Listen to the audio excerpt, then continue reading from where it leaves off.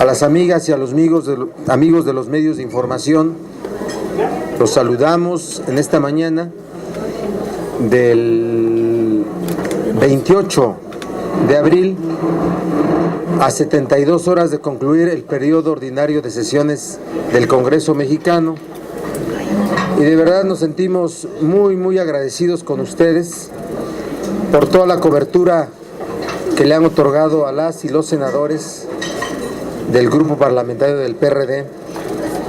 Y pues más allá de los momentos críticos por los cuales estamos transitando en la Cámara de Senadores, quisimos compartir con ustedes este momento de reflexión, dar una conferencia de prensa y, repito, mostrarles el agradecimiento que sentimos por ustedes, por el trabajo que desarrollan y que es vinculante a la política y a lo que desarrollamos los políticos como servidores públicos.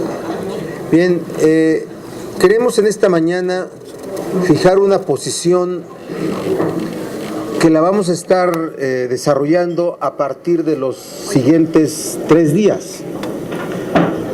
Pero que arranquemos esta semana con posiciones políticas claras en los temas que son materia de nuestra Cámara y materia del Congreso. Evidentemente, el primero a tratar es el que está en curso, las reformas secundarias en materia político-electoral.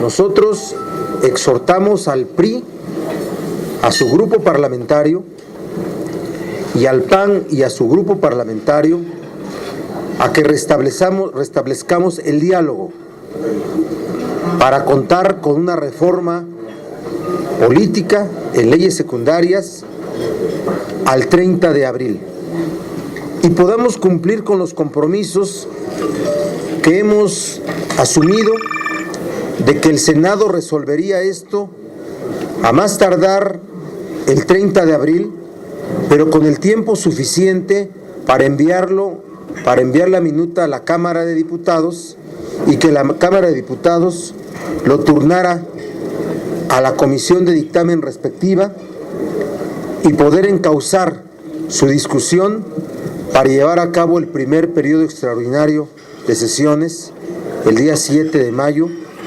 allá en el ámbito de la Cámara de Diputados. Es un exhorto a restablecer el diálogo, pero es un exhorto a restablecer el diálogo que tiene características. De parte del PRI, que no pretenda imponer un dictamen, porque el documento que fue presentado es un documento producto de un diálogo inconcluso, que tiene muchos corchetes y que tiene muchos temas pendientes. De ellos hablará el senador Alejandro Encinas.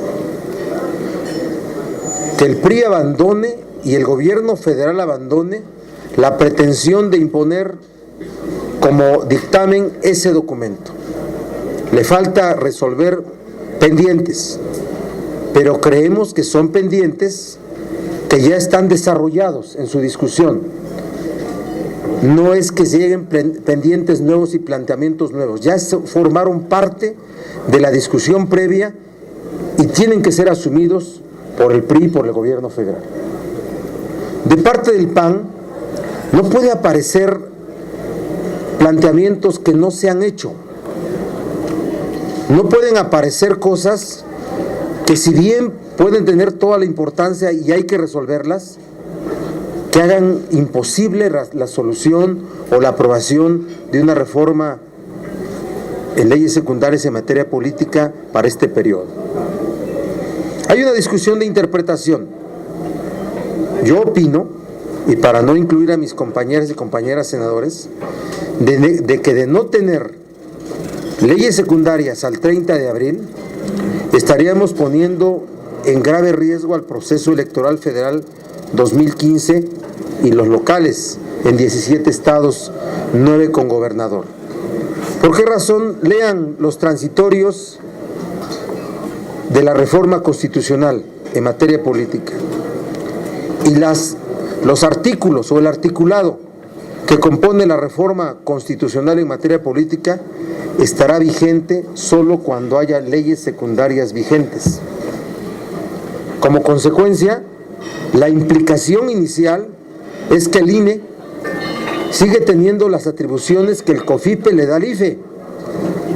Y si se queda sin leyes secundarias, el INE tendría como marco jurídico al COFIPE. Y se estaría en una disfunción entre la reforma constitucional sin vigencia, un órgano nacional electoral con funciones de órgano federal y un órgano nacional electoral con un marco normativo federal, no de ley general. Así es que el tiempo apremia, no es al 30 de junio cuando deben de estar las leyes secundarias, es antes, por todo el andamiaje legal que tiene que implementarse en las entidades federativas. Reformas constitucionales en las constituciones locales y reformas a sus leyes electorales. Entonces no podemos estar aquí divagando. Ya volvimos a perder 2 días y por eso nosotros hacemos el exhorto a que se restablezca la negociación. Seremos puntuales en que no sea una ley secundaria incompleta, en que se incluyan todos los temas. No vamos a admitir también que por este arrinconamiento en el tiempo se vaya una reforma en leyes secundarias en materia política incompleta, inocua, y que simplemente no provoque, no se alcancen con ella los propósitos que fueron planteados cuando se aprobó la reforma política constitucional el año pasado. Así es que de manera muy puntual, los coordinadores hemos hablado que hoy a las 12 del día debería restablecerse el diálogo. Previo habrá una reunión con un senador por cada grupo parlamentario para establecer un método de trabajo. El senador Romero Hicks por el PAN, el senador Miguel Chico por el PRI y el senador Alejandro Encinas por el PRD. Informa inmediata, y al terminar eso, a las 12 del día, se establecerá la mesa grande de negociación. Esa es la ruta que hemos hablado. Vamos a ver si no se descompone a las 12 del día o no llegan algunos senadores, que podría ocurrir. Pero nuestro exhorto es a eso. Ahora, de manera general, el atorón legislativo. El atorón legislativo, primero, debe entenderse a partir de que las iniciativas del gobierno federal llegaron tarde y llegaron mal.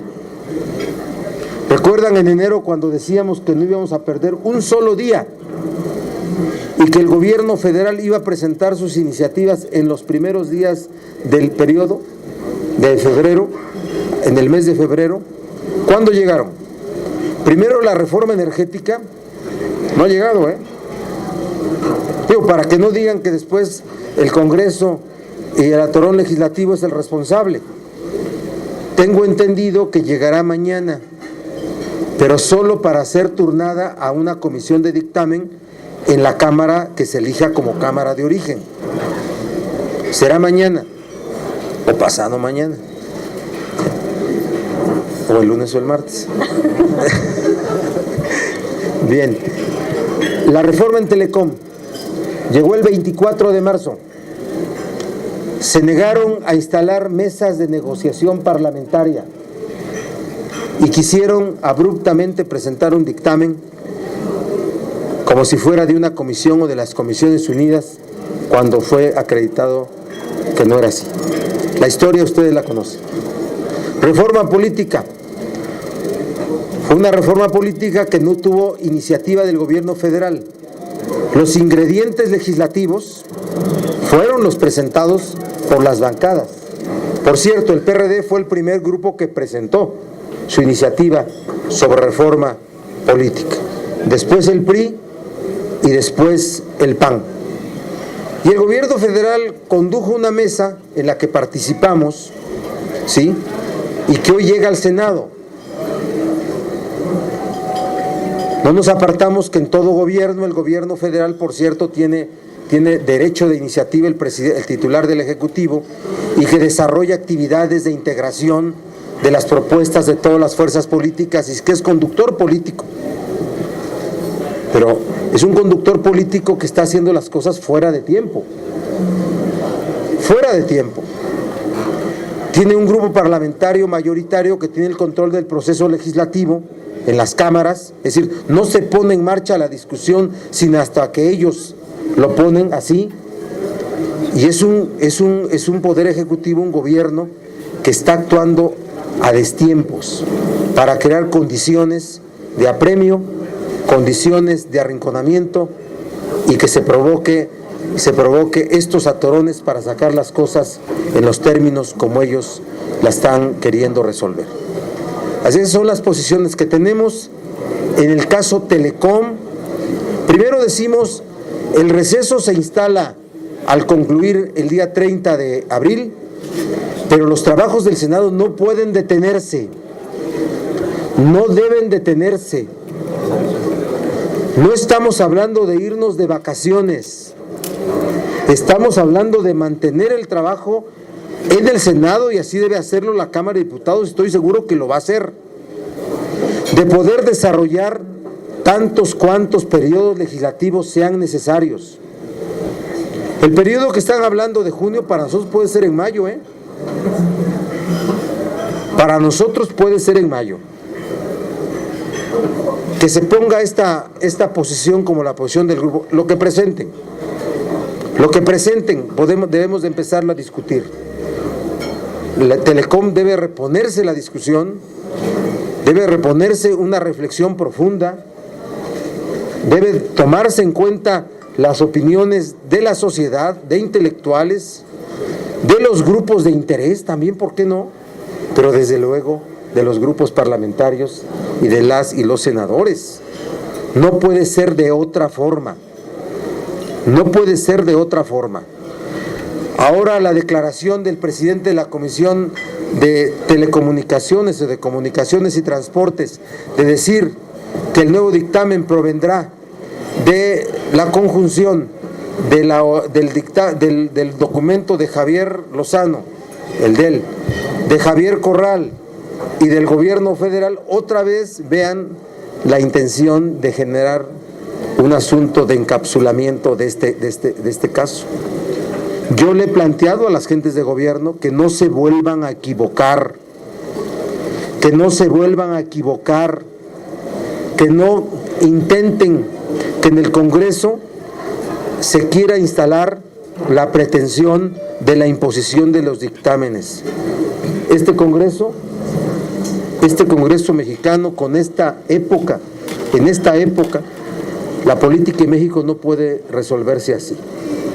Nosotros hemos acreditado que no transitaremos por un comportamiento así, respetamos los acuerdos, cumplimos la palabra, somos un grupo parlamentario responsable y el primer comportamiento de una responsabilidad parlamentaria y política es el cumplimiento de la ley.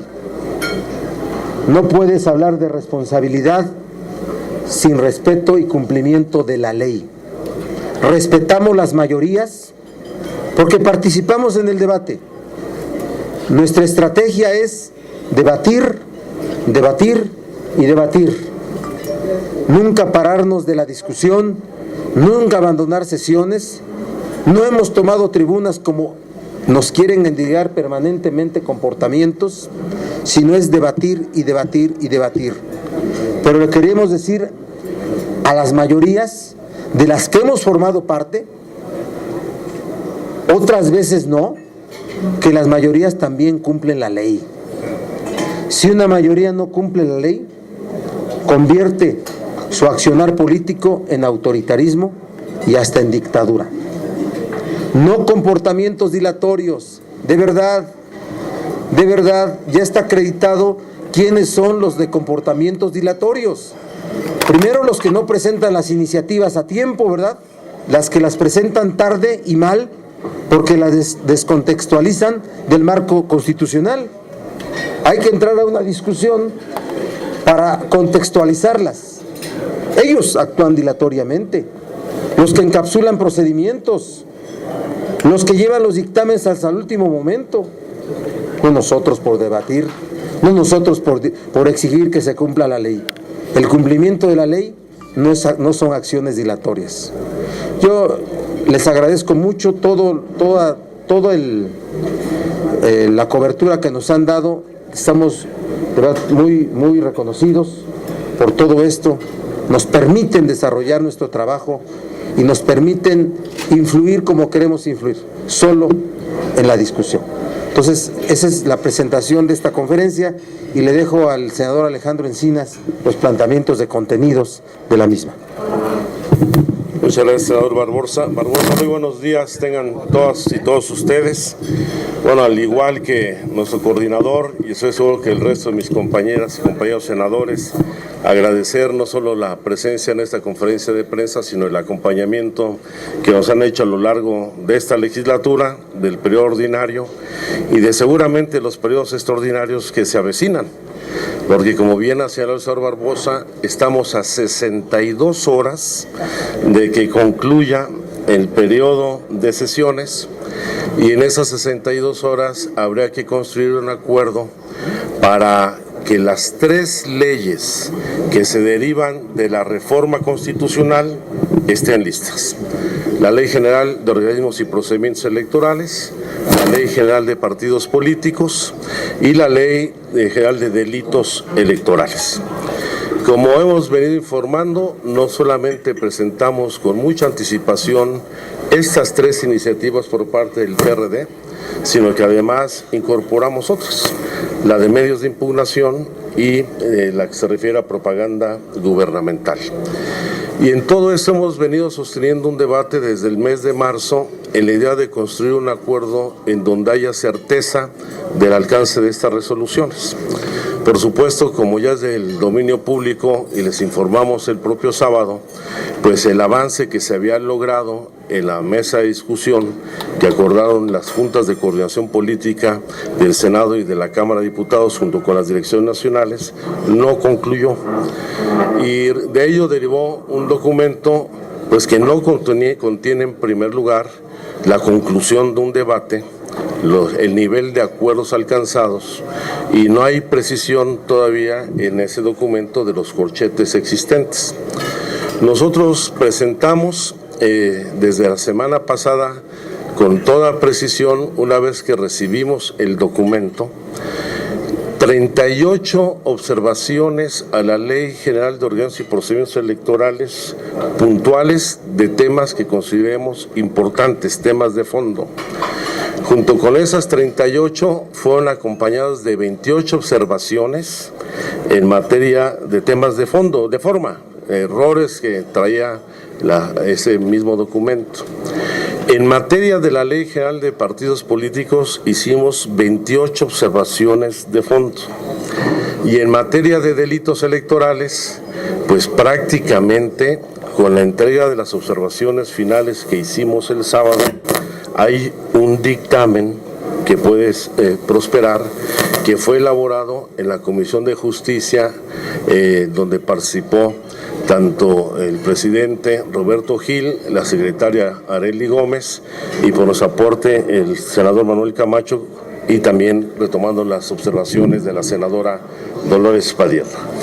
En ese que es uno de los 3 temas, estoy convencido que puede salir hoy mismo si existe la voluntad de integrarlo.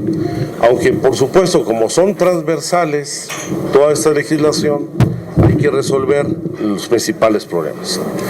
No voy a repetir y enumerar todos, voy a poner los temas centrales.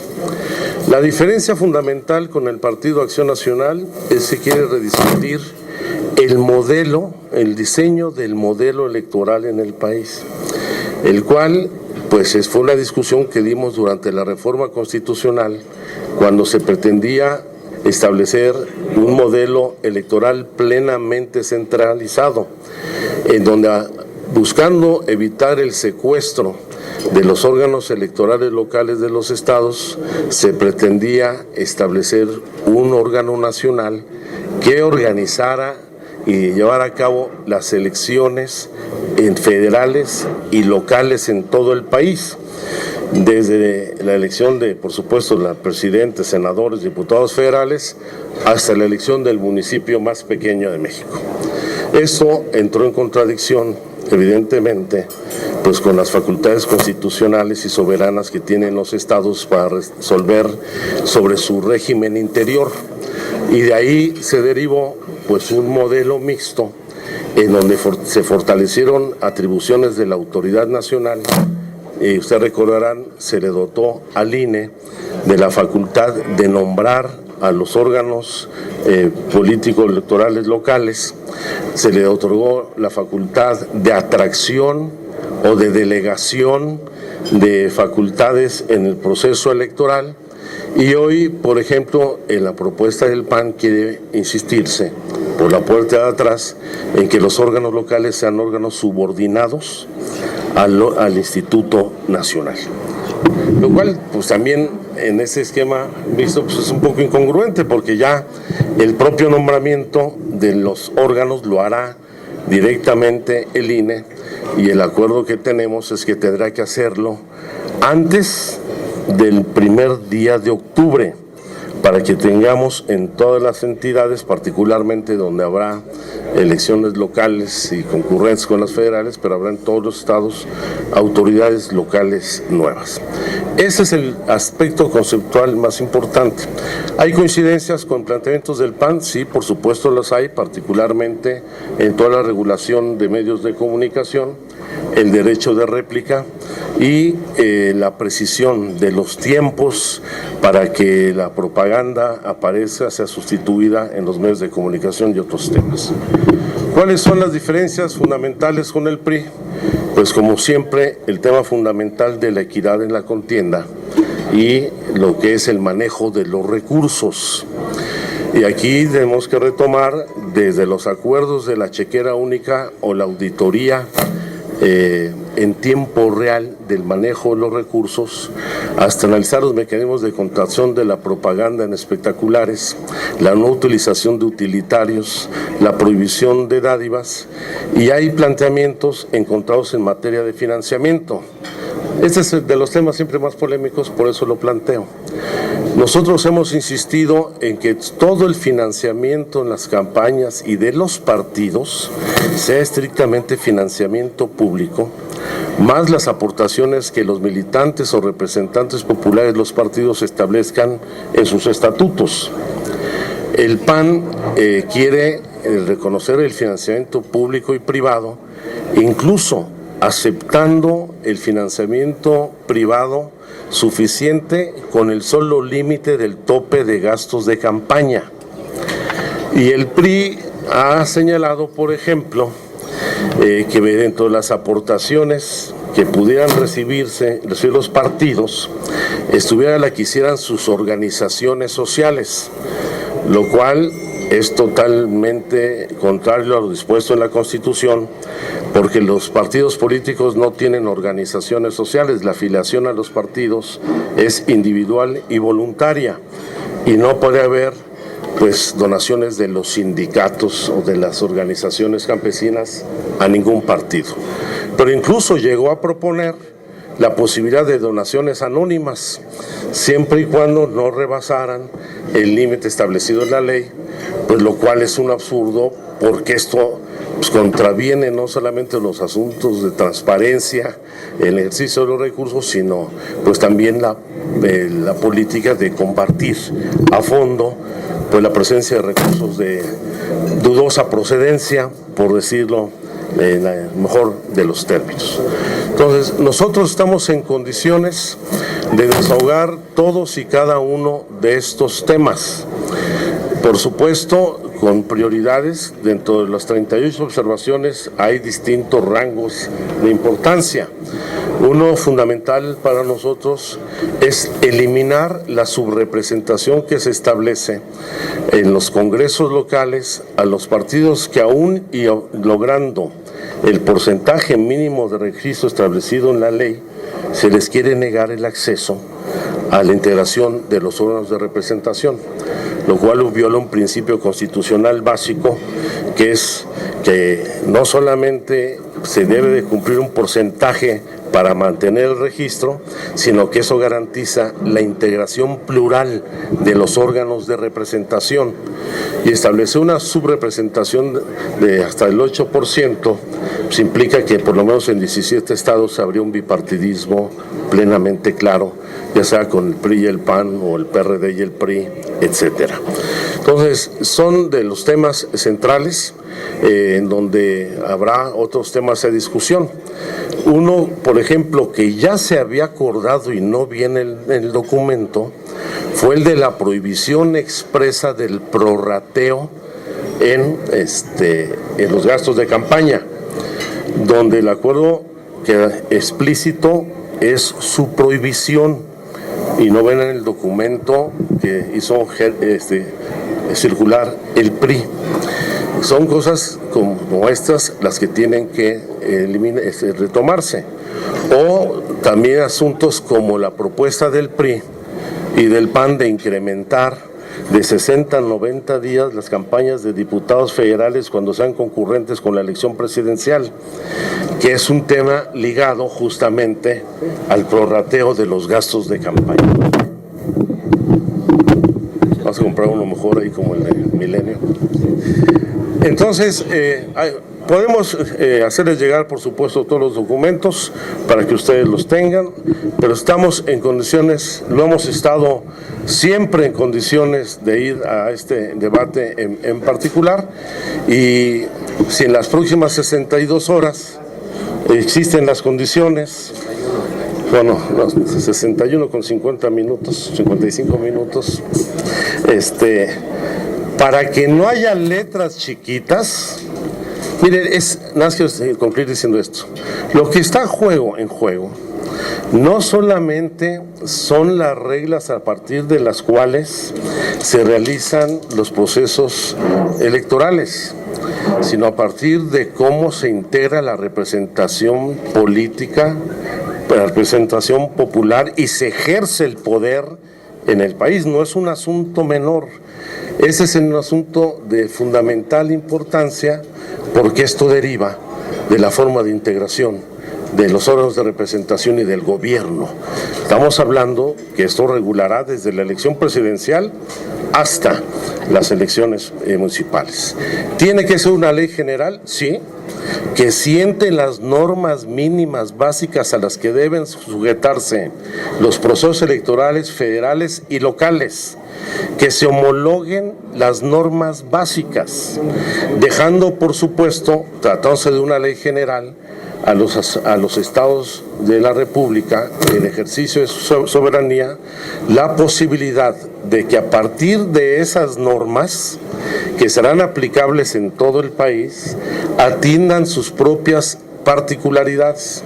El caso de la elección en usos y costumbres en el estado de Oaxaca, en Chiapas, el caso de las elecciones vecinales en el Distrito Federal, el caso del cuarto orden de gobierno en el estado de Tlaxcala, que son especificidades del gobierno interior que soberana y autónomamente tienen derecho los estados de establecer, como también todo lo vinculado a la integración de los ayuntamientos, de los órganos legislativos, que son sus órganos de representación. Y el otro tema, aparte del manejo de recursos, es la fiscalización, en donde nosotros insistimos en que debe fortalecerse la facultad fiscalizadora del Instituto Nacional de Elecciones, que ahora se conjuga con la reforma constitucional en materia de transparencia y acceso a la información, donde los partidos somos sujetos obligados y donde tendrá que irse rindiendo cuentas puntuales, no solamente los gastos de campaña, sino que es cuando corresponde la intervención del INE, sino también del IFAI en los dos asuntos. Entonces la fiscalización va a ser muy importante en la lógica de que se fortalezca la fiscalización del INE con el apoyo de la Unidad de Inteligencia Financiera de la Secretaría de Hacienda, no delegándole esa facultad a la Secretaría de Hacienda, porque implicaría una intromisión en los asuntos que competen a un órgano autónomo, pero también el darle la facultad a la ciudad, es una facultad discrecional a la Secretaría de Hacienda para intervenir en los procesos electorales o en la relación política con los partidos políticos. Ahí dejo hasta ahí el comentario. Nos pueden llevar las 61 horas que faltan, pero a ver si pues estos temas los resolvemos en ese tiempo. Yo le pediría a Angélica Mercado si puede hacer su pregunta.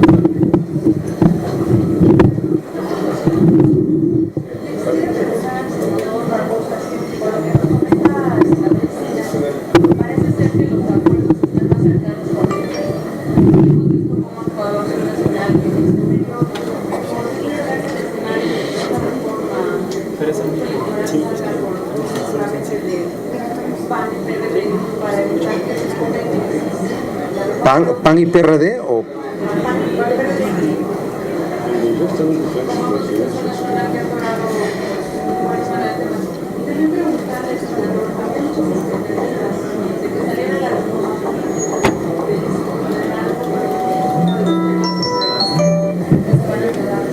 Sí, bueno, decirte que con el PAN tenemos las coincidencias que ha marcado el senador Encinas, pero también tenemos diferencias, las que tienen que ver con la subrepresentación y el propósito de generar un bipartidismo en los congresos locales, el tema también del financiamiento y otros temas que hemos establecido, también el propósito de restablecer un modelo centralista electoral desde un órgano nacional electoral.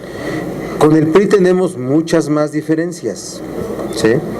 Es decir, estamos nosotros en disposición de dialogar con los dos y lo estamos haciendo. Nosotros exhortamos a que las tres fuerzas políticas o todas las fuerzas políticas en la Cámara de Senadores nos sentemos a resolverlo para que tengamos reforma política al 30 de abril. Así que no veo yo el escenario todavía de que podamos decir va a haber reforma política PRI y PRD. Yo vería más bien el hecho de que debemos de avanzar todos para poder alcanzar una buena reforma política. Eso es lo que queremos nosotros. Respecto a lo del DF, miren, es parte del escenario general. ¿Sí? El PAN tiene, si bien una disposición de resolver el asunto del DF, mantiene todavía ciertas opiniones del dictamen general que se construyó, que emergieron en los últimos días del periodo ordinario pasado. Entonces, nuevamente, como el gobierno federal necesita del PAN para su reforma energética, se detiene también la reforma política del Distrito Federal. Y es de los temas que tendrá que ahora, debe ser visto como materia de un periodo extraordinario pronto. Víctor Mayer de Rumbo, por favor. Sí. Dos preguntas, la primera tiene que ver, no es la intención del PRI descarrilar el proceso electoral del año próximo, quedándose con las reglas que operan actualmente el sistema electoral y dejando para 2018 la implementación de esta reforma constitucional, bueno, de las leyes secundarias de la reforma constitucional. Y la segunda, ¿cómo se va a destrabar lo del IFAI, en donde tampoco hay acuerdo para elegir a los 7 nuevos comisionados? Parece que otra vez queremos más un órgano por cuotas partidistas. Bueno, lo primero sería también muy irresponsable de mi parte afirmar que una fuerza política pretende descarrilar la reforma, una fuerza partidaria o el gobierno pretenda descarrilar la reforma política para que se apliquen las reglas hoy vigentes, el COFIPE y un INE con facultades de IFE. Ya se comentó y ya se discutió ese asunto de cuál sería la implicación, pero yo no veo a ninguna fuerza partidaria ni al gobierno intentándolo hacer. No quiero hacer una afirmación que sea estrambótica, ¿sí?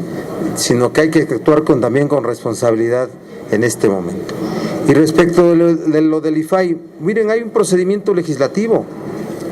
Ya hubo 25 nombres que afortunadamente fueron coincidentes entre la evaluación que hicieron senadores de todos los grupos y la evaluación que hicieron expertos ciudadanos, expertos en transparencia, en acceso a la información, hay 25 nombres. De ahí tendrán que salir, de entre esos 25 nombres. Ha habido dificultades en algunos grupos parlamentarios de cómo identificar a los mejores calificados, no por fuerza, no por cuotas, Eso ya se instaló en una opinión por el tiempo que ha transcurrido sin resolverlo. Lo debimos haber resuelto desde la semana anterior. Como si hoy no queda, haremos los coordinadores un intento de resolverlo. Y si no lo resolvemos como coordinadores, lo vamos a votar. Lo vamos a votar en el Pleno, que es un escenario, si bien legal, pero no deseable. No deseable. Hay 25 calificados que cualquiera de ellos tiene la experiencia, tiene la capacidad, y ninguno de ellos está afectado por una opinión partidaria. Ninguno. Ha sido la pretensión de los grupos parlamentarios, creo yo, o el desacuerdo interno en los grupos, lo que ha llevado a este momento. Pero, repito, hoy los coordinadores retomaremos ese tema y si ni aún así se resuelve en un acuerdo, llevaremos a que las comisiones dictaminen primero en su sesión de Comisiones Unidas y llegue al Pleno a votar lo que ellos nos mandan. Ese es el procedimiento. Oiga, senador, pero ¿no será la manzana de la discordia la reforma energética? ¿El PAN quiere la energética? Bueno, va a haber más cosas que votar, Si hablan de IFAI que se resuelve votando, sí, ya que tenemos que hacerlo. El tema del cargo que dejó Monte Alejandro Rubido va a llegar hoy, parece. El tema de la tan importante el presidente de la Comisión Nacional de Hidrocarburos, de enorme importancia, que vamos a empezarlo a ver hoy mismo, ¿sí? O sea, va a haber muchas más cosas. Entonces, aquí lo que necesitamos es garantizar que las decisiones del Senado sean decisiones que se tomen con mucha responsabilidad y no en el plan de dejar a mi amigo o imponer una posición en el IFAI que, por cierto, no sé para qué puedan servir, ¿sí? Digo, es un órgano colectivo y se puede inclusive recurrir sus decisiones, como para que aquel que piense que porque tenga un amigo integrante en el IFAI va a poder desorientar o controlar las posiciones. Pero queremos órganos autónomos, independientes, que de verdad la autonomía constitucional sirva, porque la autonomía constitucional no tiene que rivalizar con otros poderes, tiene que garantizar que en el ámbito de su competencia esos poderes cumplan con el marco constitucional y el marco legal. Así es que eso es. Perdón. Mañana.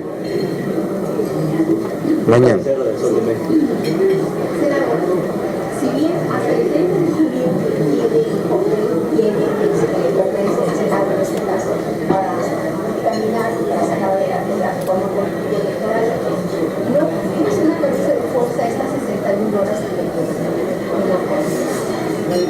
por el otro, porque ustedes no van a presionar para que salga la reforma política.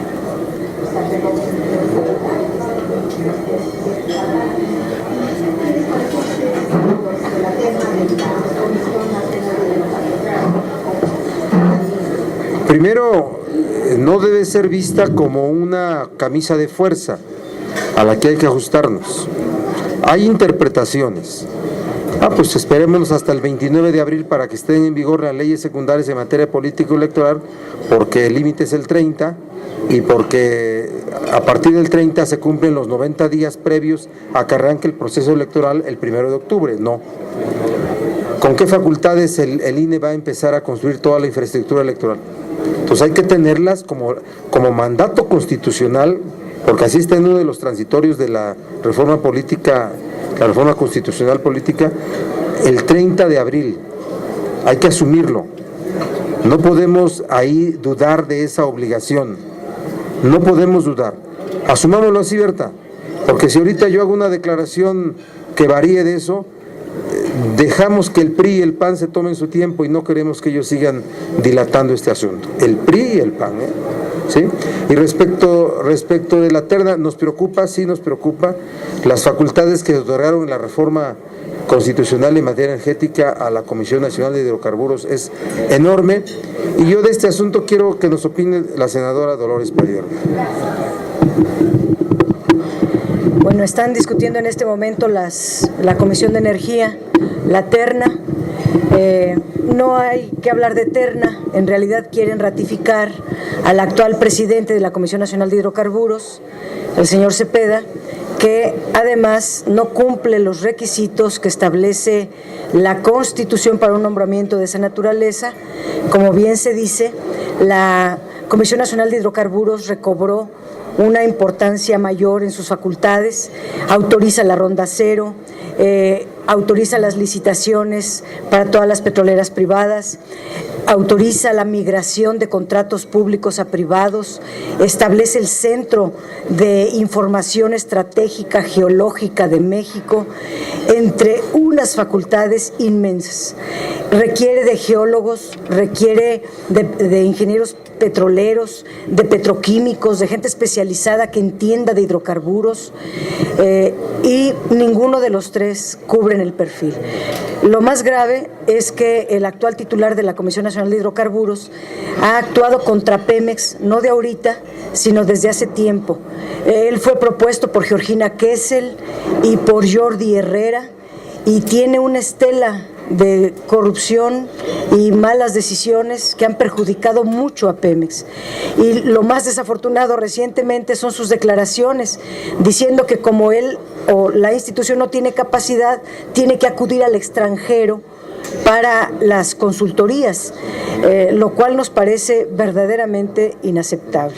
Y si me deja decirle algo más, pues han estado diciendo que de ninguna manera le van a permitir a Pemex quedarse con el apenas 30% que pidió de recursos no convencionales.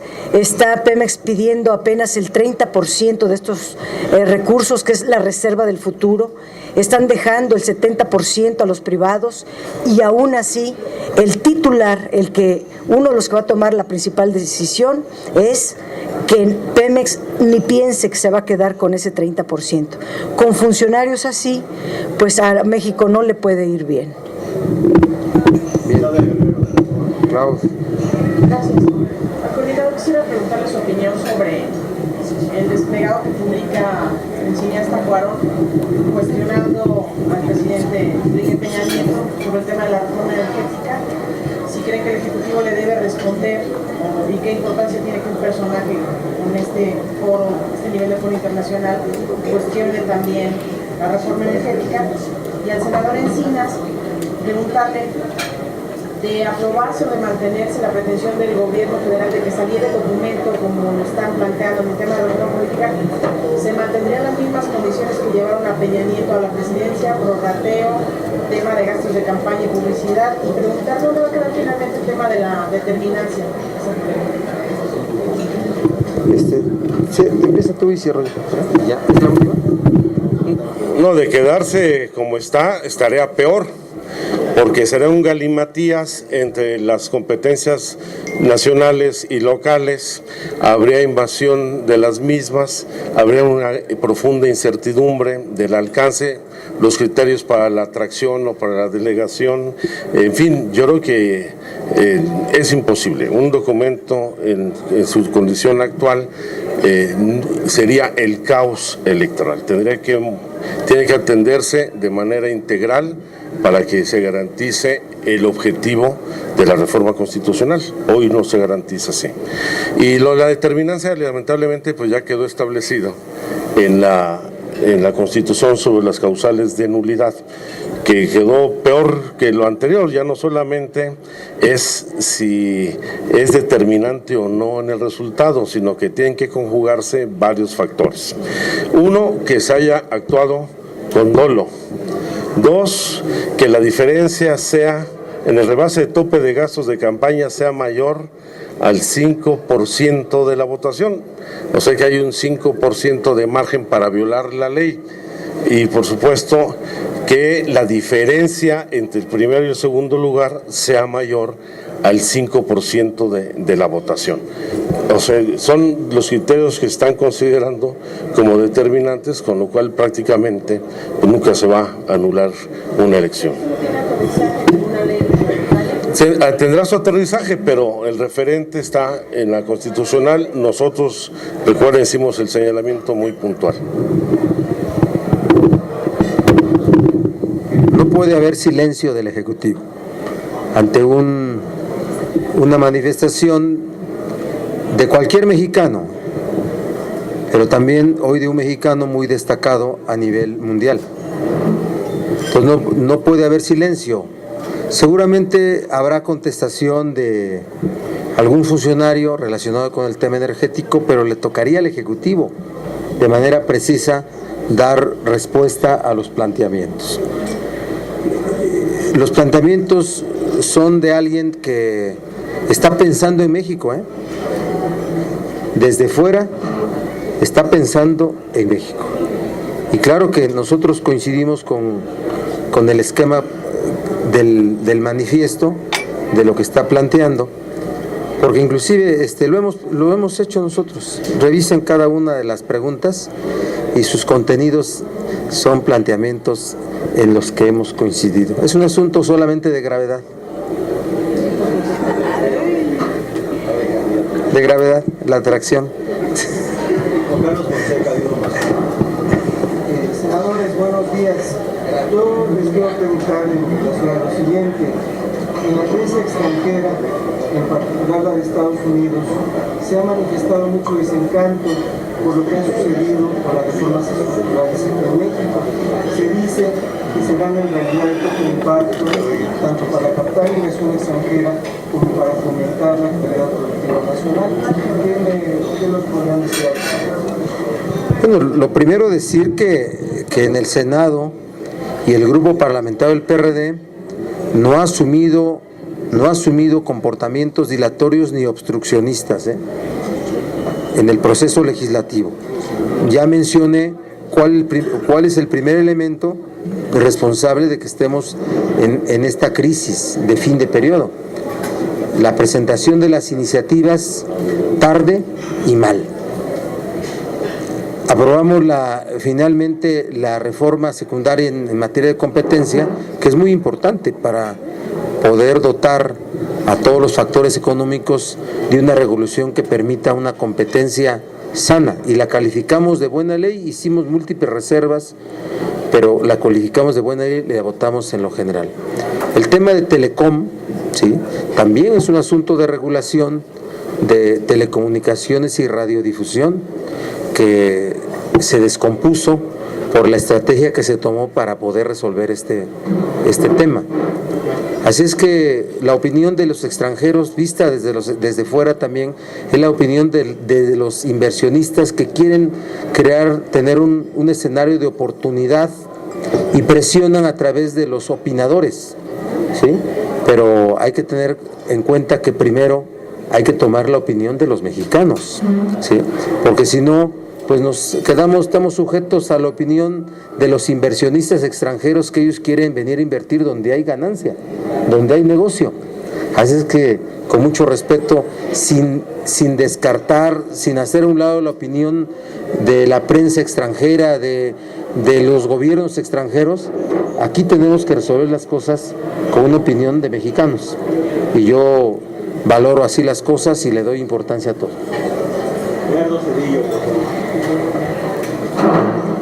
¿No? Sí, Gerardo. Así está bien, ¿no? Sí.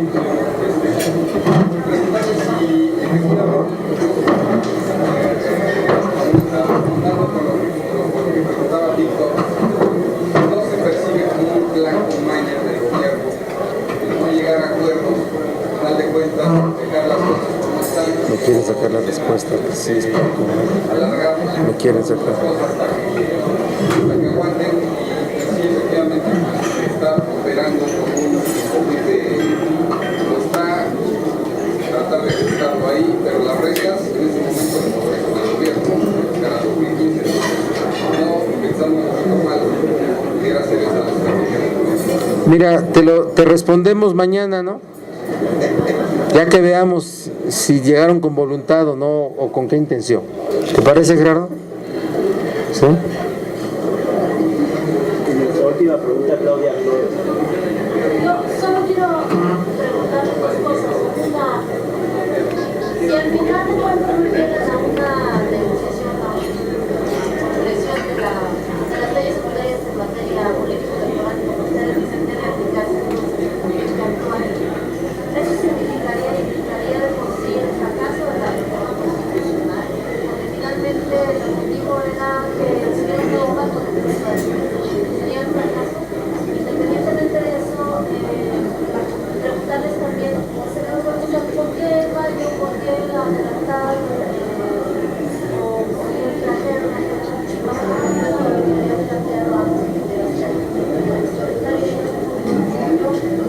al parecer la contienda interna del PAN está afectando, entonces, pues al parecer también debería dar tiempo para que pasara las cosas.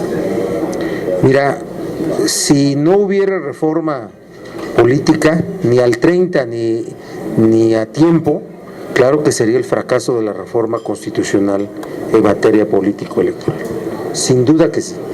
Así ya, con todas las aseveraciones que hemos hecho, esa sería la conclusión. Si no hubiera reforma política al 30 de abril, ni en días siguientes suficientes para que se implementara toda la infraestructura electoral necesaria para desarrollar el proceso 2015 de manera adecuada. Eso sí. Lo otro, en el sentido de por qué decir en mayo si habíamos dicho en junio, pues porque mira, hay que ir ajustando los tiempos y hay que ir también ajustándonos a la opinión de la gente. Si la opinión es en contra de un atorón legislativo, que ya dijimos las razones, cómo lo vemos nosotros, pues hay que ir apresurando.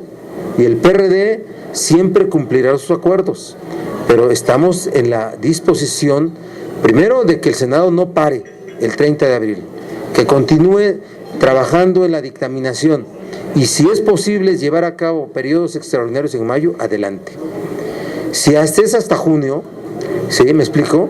Si es hasta junio, porque imagínate hasta junio un periodo extraordinario si no hubiera reforma política lo hará el 30 de abril. Si la reforma política no se alcanza al 30 de abril, tenemos que abrir un periodo extraordinario inmediatamente, casi al 2 de mayo, o cuando sea posible a partir de que se instale la comisión permanente y pueda convocarse, pero inmediatamente. Y lo que dijeron de Telecom a junio, bueno, adelante, vámonos a mayo si quieren, pero discutamos todo y hagamos un trabajo de fondo, de análisis, de incorporación de todas las propuestas, algo que sea verdaderamente calificado como una acción responsable. Gracias. Se está probando.